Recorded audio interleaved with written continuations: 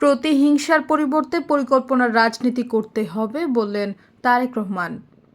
প্রতিরোধ, প্রতিহিংসা ও কথামালার রাজনীতির পরিবর্তে বাস্তবধর্মী পরিকল্পনা গ্রহণ এবং বাস্তবায়নের মাধ্যমে প্রচলিত রাজনীতির ধারার গুণগত পরিবর্তন ঘটাতে হবে বলে মন্তব্য করেছেন বিএনপির ভারপ্রাপ্ত চেয়ারম্যান তারেক রহমান।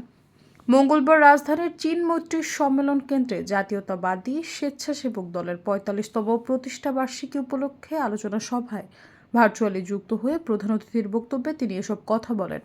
তারেক রহমান বলেন, প্রত্যেক মা বাবা তার সন্তানের জন্য একটি নিরাপদ ভবিষ্যৎ রেখে যেতে চান। প্রত্যেক মা বাবার চাওয়া পাওয়া কিংবা প্রত্যাশা পূরণের লক্ষ্য নিয়েই বাংলাদেশ জাতীয়তাবাদী দল আগামী দিনের রাজনৈতিক পরিকল্পনা এবং কর্মসূচি গ্রহণ করেছে।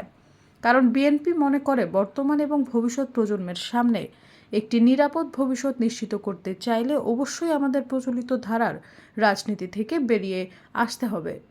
সৈয়দা ফারিয়া, সমযুগ।